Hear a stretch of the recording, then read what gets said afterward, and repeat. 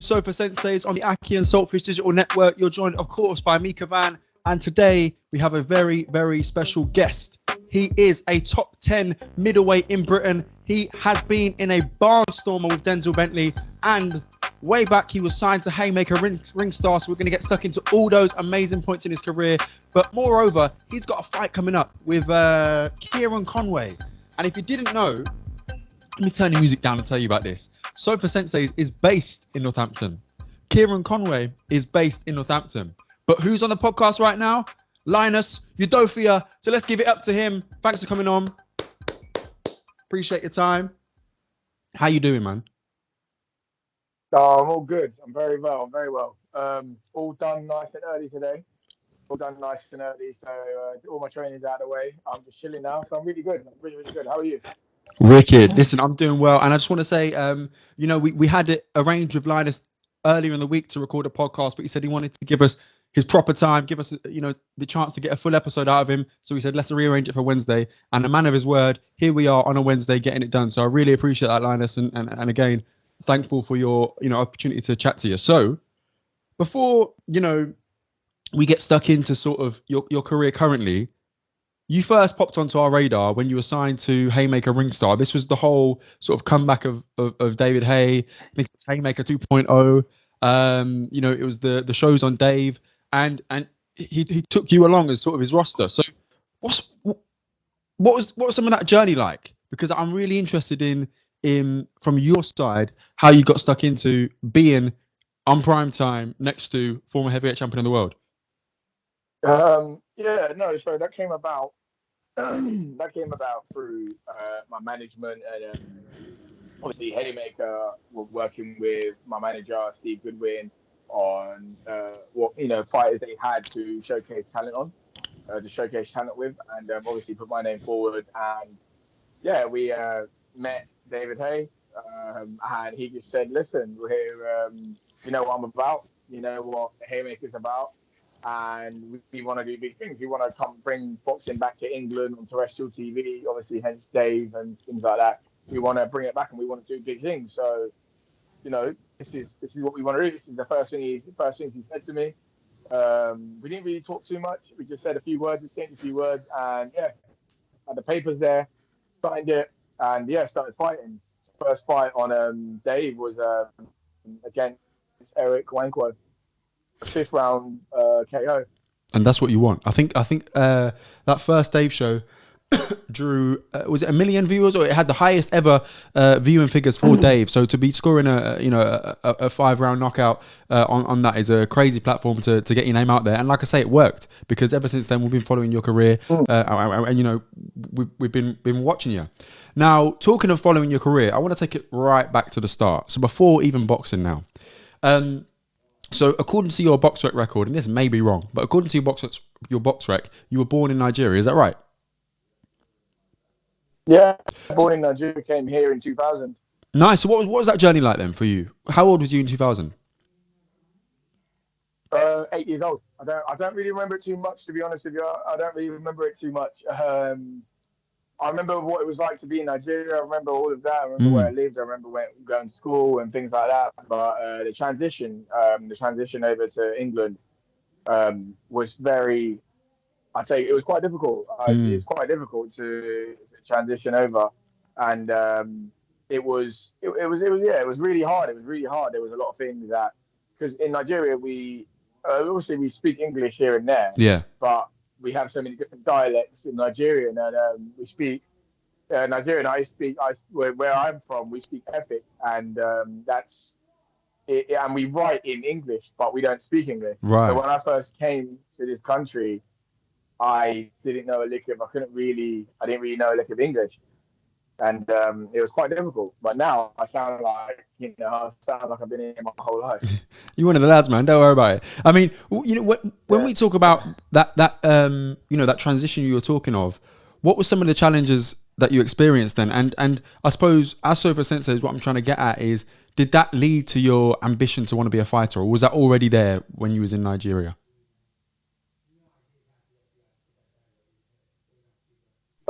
No, I wanted to be football. I wanted to be a footballer. And to be fair, I achieved it. I played for Ipswich when I was about 14, 15. See. And it was okay. It just weren't for me. It weren't for me after I say it weren't for me. It weren't really. I didn't enjoy it. I was maybe too young or what. I don't know. I didn't enjoy it. I always had this mindset of it's always going to be good. It's always going to be. It's always on the up and up. It's always up. It's always positive. It's always this. Always good things. No bad things happen. Mm. And when I got released, yeah, that was bad. I never really looked back after that. When you say that was bad, I mean, how old was you when you got released? About 15. 15. Okay, so at that point in your life, generally, you've got exams coming up. Real life, that school real life is hitting you. So talk us through some of the feelings you're experiencing at that time. Like when you got released, are you saying, okay, football's done then? I'm not interested in that anymore. I need to find what else I'm interested in. Are you now focused on school? Are you feeling a little bit lost? Talk us through some of that. It was a bit of both. Like, when I got released, I didn't really want to play football anymore, but I still played because I love playing football. But Yeah. I just didn't like that side of it. And I withered down the leagues and played for different teams. Dunstable. I never played for Luton, actually, funny enough. Played, withered down the leagues, went down the counties, and ended up just playing. Now I just play to kind of play. Yeah. But yeah, the whole transition was a bit, and then I focused. Obviously, I had to focus on school. GCSEs were coming up, and then obviously going into college and things like that. I had to focus on that side of it. Yeah. While I still did stuff, but I've always loved combat, and I've always done combat. I've always done kickboxing, jiu-jitsu, wrestling. I've done loads of things. I've done a little bit of Muay Thai. I've done Taekwondo, karate. I've done so many different things, and there was nothing that really interested me until I did boxing at 17. I started boxing at 17. And that's when I was like, actually, I really like this, and this is actually quite sick. I'm not bad at it. And then I had my first fight. At 18, my 18, and it was just that was it. Like as soon as I did that, I knew that this boxing was what I was going to do for the foreseeable. Yeah, I think that was the situation.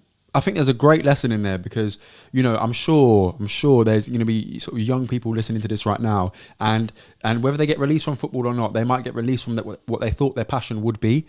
And it goes to show that you turning yourself to boxing at 17 years of age, looking where you are now, that's a huge inspiration to a lot of people listening, that actually things can turn around. You can find your passion and you can go and pursue it and be successful at it. So I think that's a great lesson there.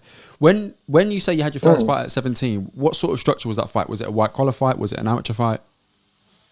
It was an amateur fight. Yeah, I was boxing for a club in Luton, and I had my first amateur fight against a club, Hemel Hempstead. Okay. And it was really it was just unreal. It was just like after they announced the decision, they put my hand up. It was just I can't explain to you. I can't explain to you what that feeling was. That incredible. Just like oh my god, I'm just. You know what I mean? Yeah, Literally, yeah. It was. Yeah. I can't believe I've just. Yeah. I can't believe I've just done this. I can't believe I've just absolutely done this. It's actually the feeling of it. It's really indescribable, and that was what it was like a drug. It was just like I couldn't stop. So what were some of your experiences with the other martial arts then? Because you mentioned loads there, jiu-jitsu, kickboxing, taekwondo. What were some of your experiences with that? Was that a serious pursuit of yours, or was it just a sort of hobby type of thing? It was they were all serious. I wanted to find out what I would enjoy and then take it seriously. You know what I mean? I wanted to find something that I would enjoy, I'd click with and be like, yeah, this is what I'm going to do. And all those things I was doing, they were all good. You know what I mean? It was all good. I enjoyed them. But there wasn't anything that really sparked. Nothing really sparked anything, Nothing really sparked any interest. And I guess kickboxing was really good. Kickboxing was pretty good. I really enjoyed that. But other than, kickboxing was really good. And wrestling was really fun. But I liked striking. I liked hitting something. So I just until I found boxing. When boxing came along, it just hooked me. Boxing came along and just hooked me. It was one of those things that it was the whole scientific factor of it. It was the hit and don't get hit. Yeah. Making someone, it was chess. It's high speed chess. So it was it was really good. It was just an incredible. It was just I can't explain it to you. I'm really trying to. It's really hard to find the words. I really can't explain it to you. It's so hard to find the words, but it's something that hooked me on, and it was the science of it. The making someone miss, to hit here, then to slip here, and to countering someone's counter, things like that. When I was learning all those things, it was just really addictive. Sick. So when we talk of your amateur career, how long was that career? Was it 3 years? 3 years. Okay, so how many fights did you get in 3 years? Yeah, sure. 40.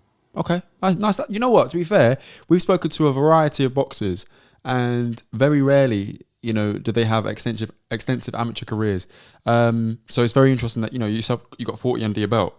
So Luton as a location, has it got a sort of boxing culture about it, or was it quite difficult to forge a career in Luton? Luton's always been big, boxing wise. It's always had a massive cult following. Luton's always had a massive following, and what do you call it? Whether it's back Graham Earl days, back to Billy Shore, coming down to now our era, Kay Prosper, Jordan Reynolds, myself, Frankie Story, Ticey, Sam King, there's areas of all these boxers coming through, and it's it's just massive. Luton's always had a massive boxing community, and it's been the same. There's so many different boxing clubs. There's so many different boxing clubs in Luton, amateur boxing clubs as well. And they just some honourable mentions as well. I think there's Marsham ABC, Hocko Ring ABC, Lucy Club Lucy. I think it is Lucy ABC.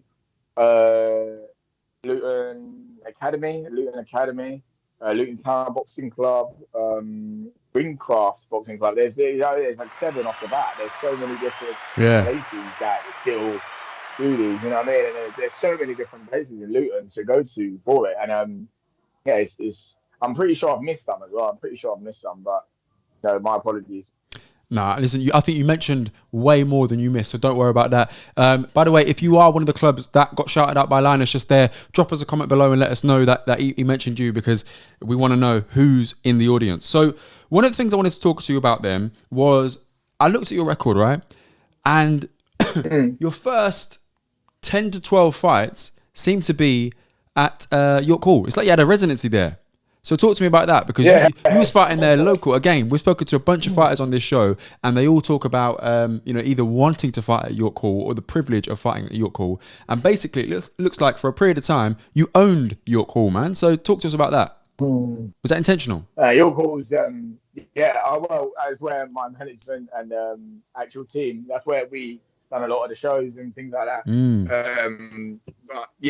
I've been very fortunate to just have a lot of experience in York Hall, because York Hall is realistically one of those once in a lifetime experiences. You don't it's hard to explain. It's just so iconic. There's nothing really too glamorous about York Hall. It's not glamorous, but the history and the heritage it holds there. I've been privileged to fight there. You get when I won my English title there. When I first ever title, I won my English title there, and that was just incredible. That was just such an incredible experience, because I think I'd sold maybe like 800 tickets, 800 or so tickets, and all those people in there, when you hear them roar and singing, it is deafening. Yeah. So 800 tickets. You had quite a. It is deafening, and it's just it's incredible. It is absolutely incredible. But I've been talking about. Sorry, go on. Sorry, I think we lost you there. I think my connection was a little bit dodgy there, so I didn't mean to interrupt you there. Go ahead. Sorry.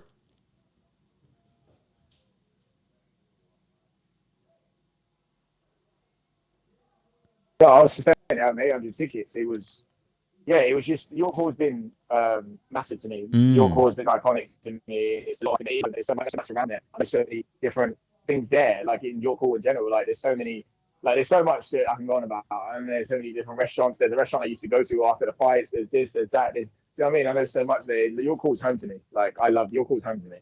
Give us some of your favourite memories then, because like I say, we hear about it as an iconic place, but I've never been yet. I'd like to catch a fight there at some point, but give us some of your favourite memories from York Hall. 21st, yeah. September 23rd, get yourself down to York Hall. I'll get you within special treatment. I'll get you everything sorted. And I'll show you what York Hall's about because my boy Brad Paul's inspired the English title there. Listen, Go on then. if you want to get anything to York Hall, come down Sick. September 1st. September 23rd, come down. I'll sort you out. All right, appreciate that. What I'll do is I'll DM you and we'll get the details and we'll go from there because like I say, I haven't been to York Hall yet. Sounds like it will be, like I say, an iconic location for boxing. We spoke to a man called Reese Taylor. He was the UK's shortest pro, and he's fought loads of people on loads of shows. He's a journeyman, and we said to him, "What was the highlight of your career?" And he said, "For me." Because he retired basically on the show. And he said, for me, the highlight of my career would be fighting at York Hall. So, and it's a venue very many people in the sport hold dearly. So I really appreciate the offer about September 21st as well. So 23rd, so we'll let you know. Right. So when it comes to that exposure that you got with Hayemaker, Ringstar and Dave, I noticed that was then a shift in some of the locations you were fighting in. So then we saw you fighting in the O2. What sort of changes did you notice that made for your career? I.e., did you get more followers? Did you get better sponsors? What were some of the changes you noticed? Yeah, just like you said, I've got more followers from me. I've got more of a following because you're on a bigger platform, you're in a bigger venue, you're in a more prestigious and a more prestigious venue and things like that. You're fighting at the O2, you're fighting here, you're fighting at you're fighting at these big places. So yeah, I got more of a following that way. I got more sponsorship because I'm on a bigger platform with a bigger name and things like that. Yeah, I had a lot of things, but no matter what, York Hall always hold a place in my heart. A lot of my iconic moments came from there. A lot of my debut kit was at York Hall. My first title was at York Hall and things like that. There's so many different things that I'm gonna hold dearly from York Hall. But all these different places, like fighting at the O2, Indigo, headlining at the O2 Indigo, fighting under a pay-per-view and world title card, Derek Chisora, Dillian White 2, and Ollie Edwards in his world title. It was just crazy. Like I fought in all these, to say I fought in all these places, it's crazy. And that was all, via Hayemaker. I came through. I got on that card because of Hayemaker.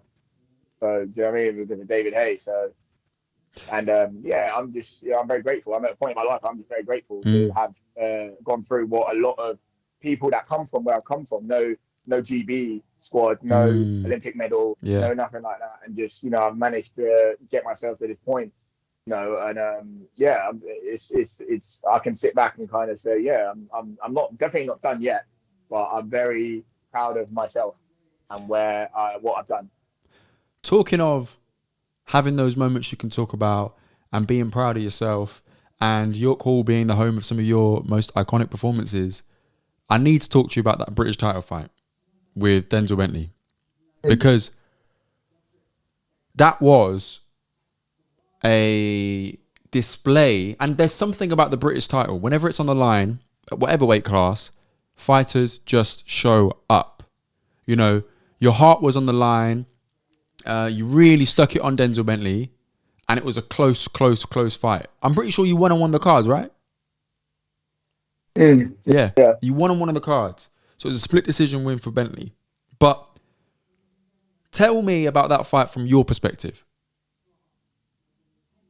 I thought we started the fight really well, really sharply. We did see that Denzel didn't start fast. He didn't really start fast. And we tried to take advantage of that as much as we can, kept our composure and stayed on job. Stayed focused, made sure we didn't put a foot wrong. And then he came into the fight through the mid rounds. And I felt like I started fighting the wrong fight. I started trying to get involved and fighting his fight when I should have just stayed on the outside and boxed like I did in the first few rounds. And then it kind of brought him back into the fight. So now walking in towards the 8th round onwards, it was, everyone would kind of win around a piece. And, giving Denzel his flowers, he hurt me. Not a lot of people see it. He hurt me in the 8th round. Right. He threw a right hand. We both threw a right hand. And I see his one coming. And I was like, I think I can slit this and get mine first. So I've gone for it. And he caught me right on top of the eye. Everything went black for a second. And I felt my knee touch the ground.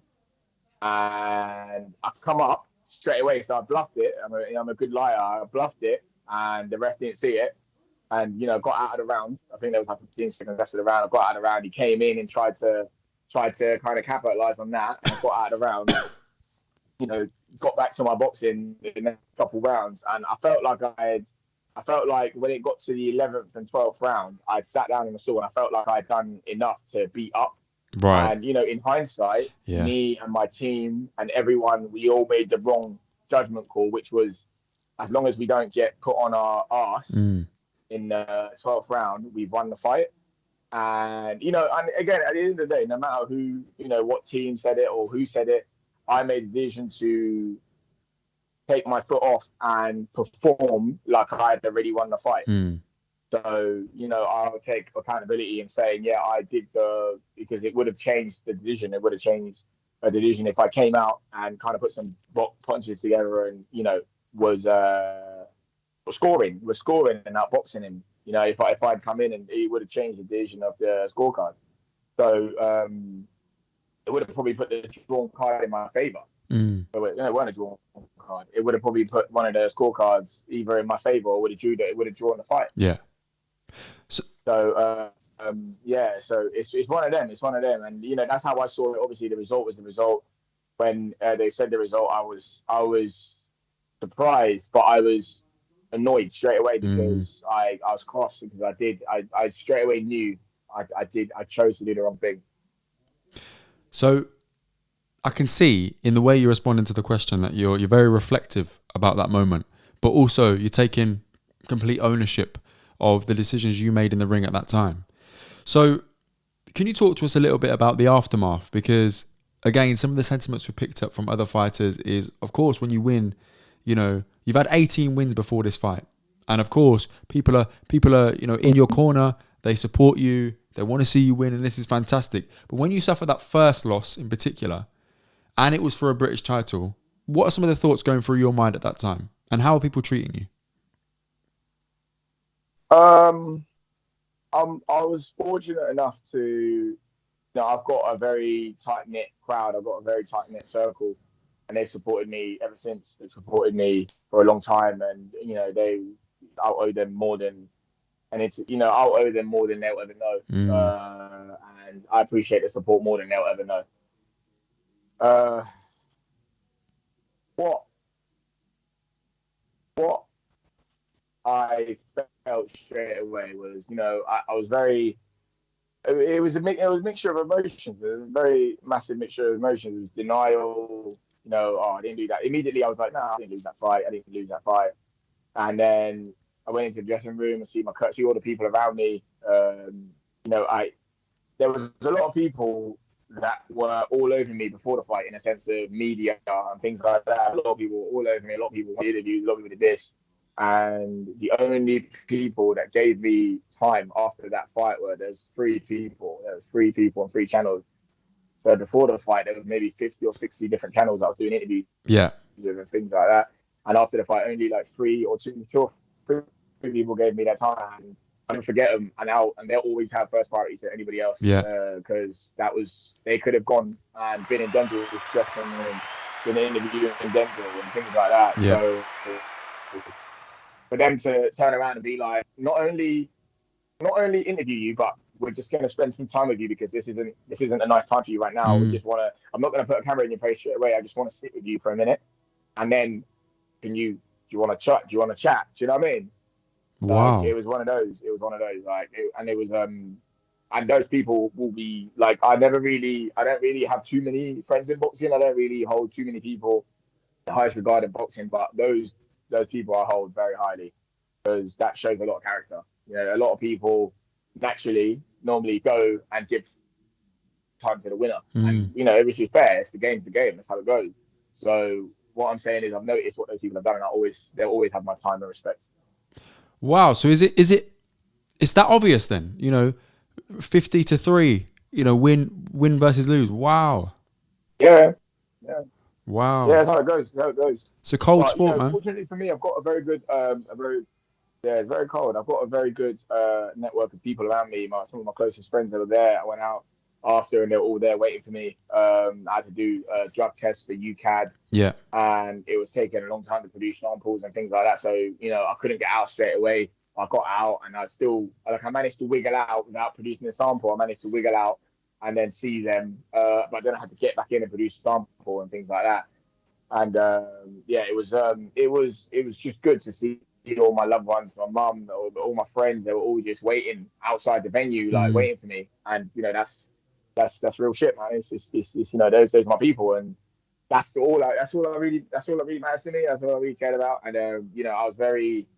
It was weird. It was weird. So that was immediately after the loss, and then a couple of weeks later, you kind of you watch the fight back, and then you're watching it in a state of anger because you know the outcome, and you're watching yourself, and you're getting overcritical, and you watch it and you get different outcomes. Like, I've watched it a few times, and I'm like, hey, I won that.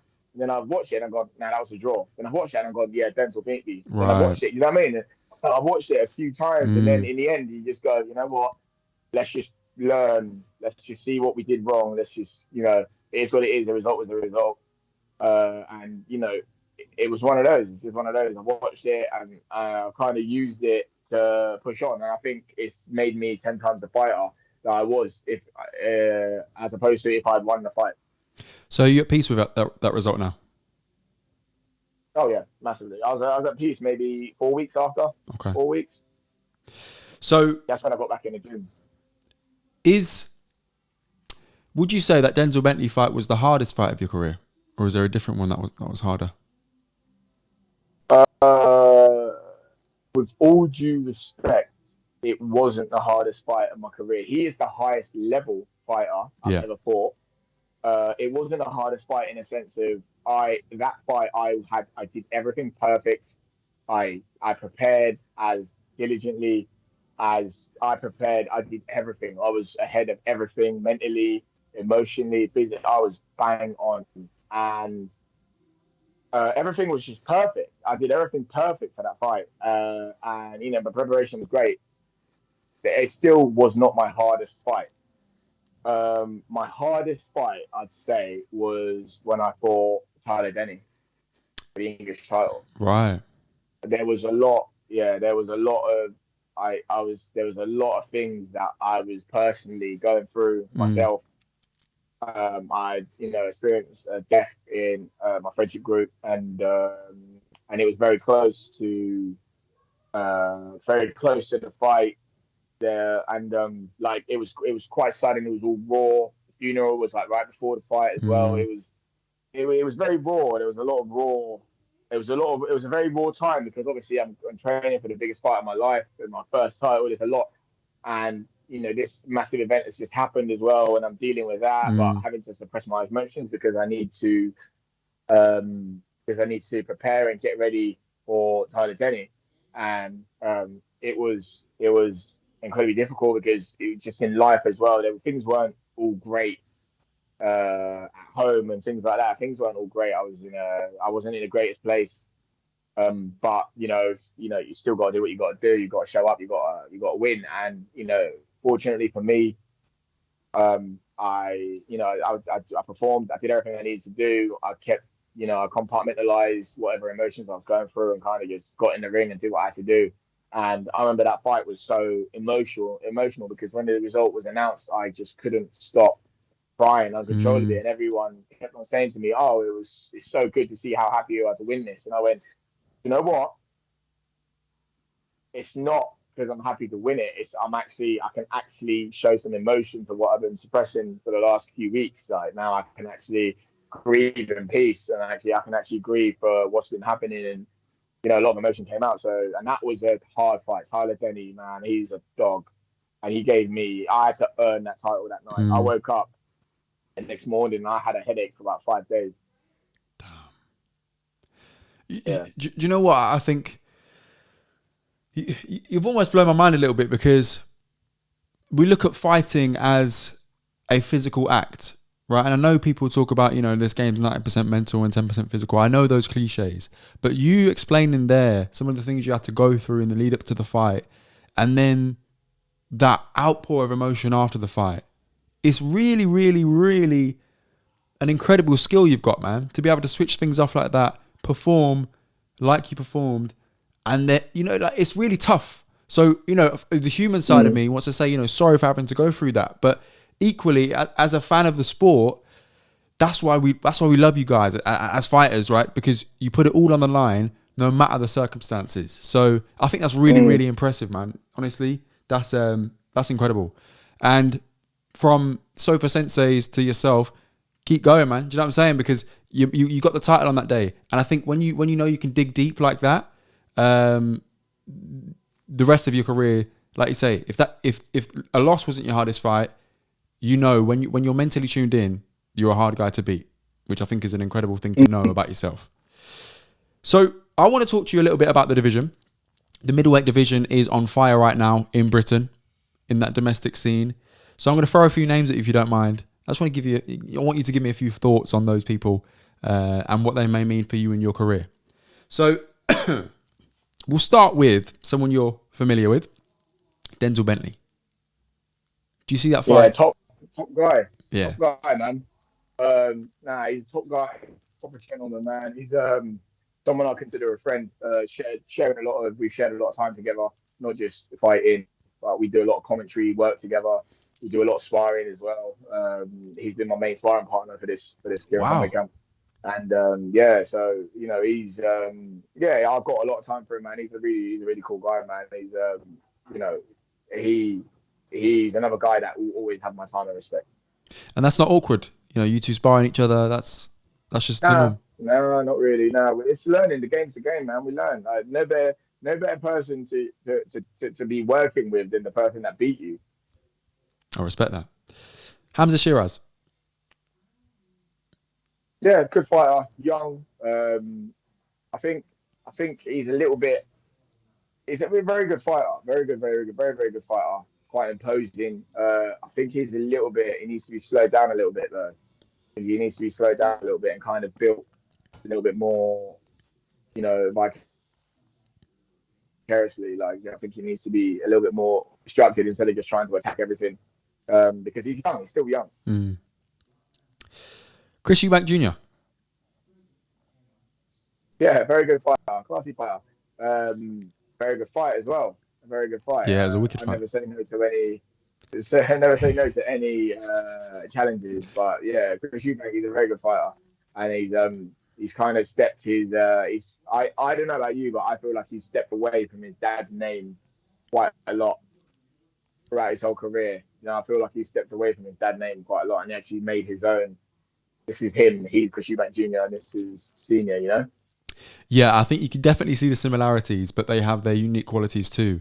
So the whole, I think that the last 2 years have been really good to Junior because the whole, I need to be 50% to beat Conor Benn. That was a great line. You know, he was sponsored by KFC. The whole 60% Liam Smith, losing to Liam Smith and then coming back and dominating it in the way that he did is a great thing he can add to his own legacy despite being his father's son. So I think, yeah.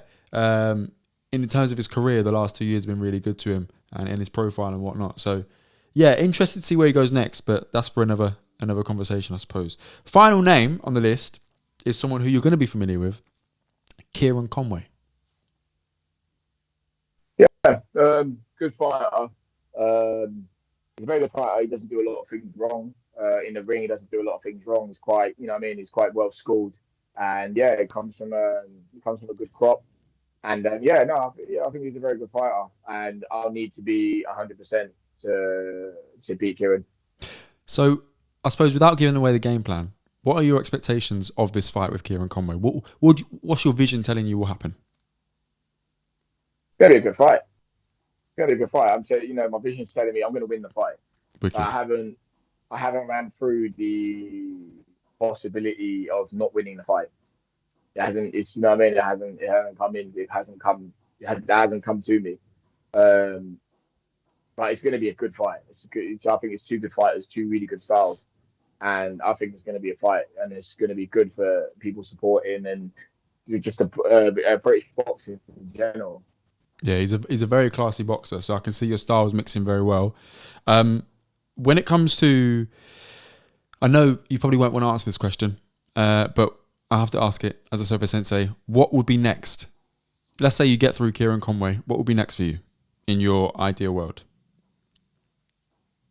Yeah, it's a hard one. I can't really answer it. I haven't thought that far ahead. No, fair enough. So my next question for you is around you as a fighter. So if you could tell me what your best attribute is it your speed? Is it your power? Is it your fighting IQ? Is it your tenacity and heart? What would you say your best attribute is? Mindset, I think. That mindset to be able to not only lock in, obviously I've got the determination, you have to have it, the consistency, the drive for when things go bad.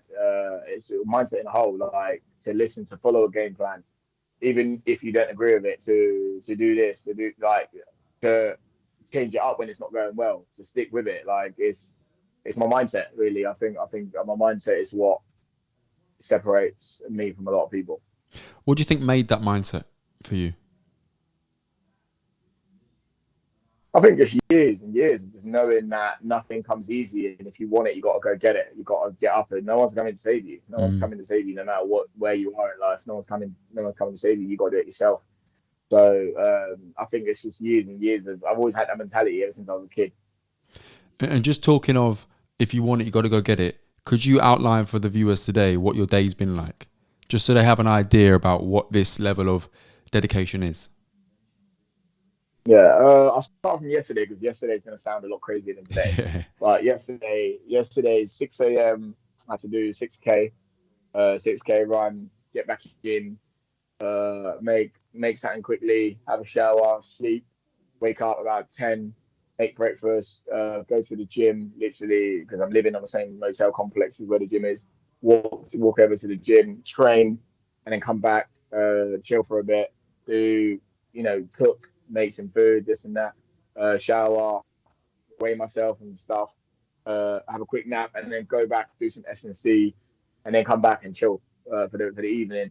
And then today in the morning, I woke up, I had to go sparring, come back, made some food, showered, weighed myself, chilled out, went to get some more food from the shop, come back, cook again, and then go finish my last conditioning session, and then get back in, make some food, ate it before I jumped on, had a protein shake, and now I'm sitting here chatting to you. Damn, bro. You've been busy. That sounds crazy. I mean, Busy, mate. That's for 2 days. And you're talking about weighing yourself every day just to see if you're on weight or in and around weight. You have to. Madness. It's that dedication. You perform your best at certain.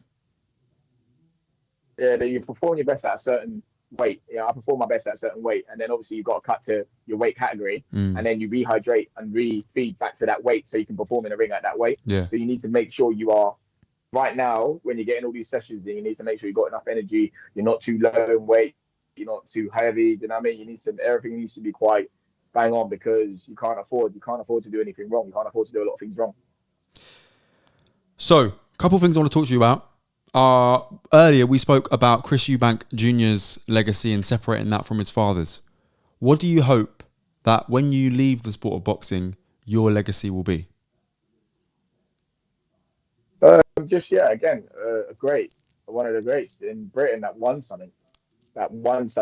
a lot of things, and was not only a good fighter inside the ring, but a good person outside of the ring, inspiring youth, and actually a genuinely good person that can actually inspire not just men, but young kids, young boys, young girls to go after what they want to actually do.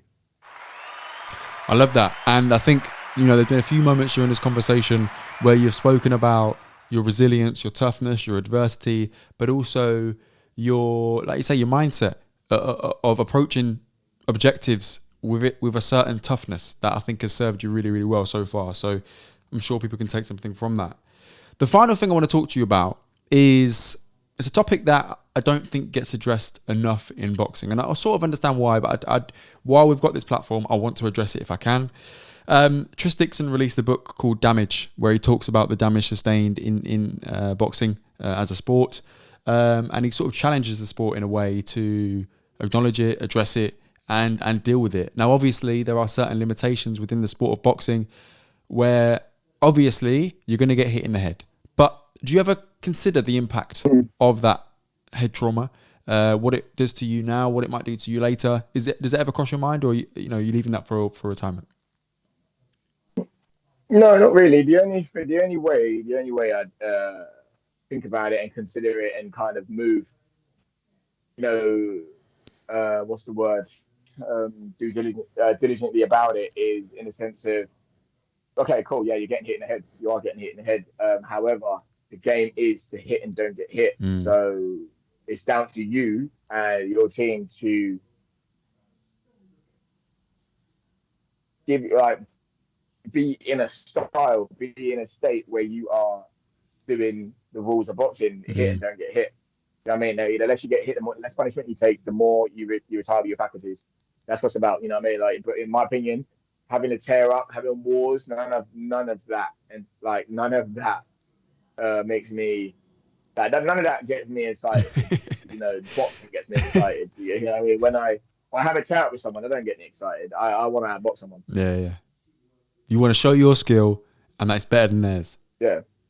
I appreciate that. Look, I think over the course of this conversation, it's been very, very clear why people like Haye were interested in your career, because you're an incredible talker. You could tell a story really, really well, and already I'm more interested in the Kieron Conway fight and where your career goes. So appreciate your time very, very much. Have you got any sponsors that this would be a good platform to shout out?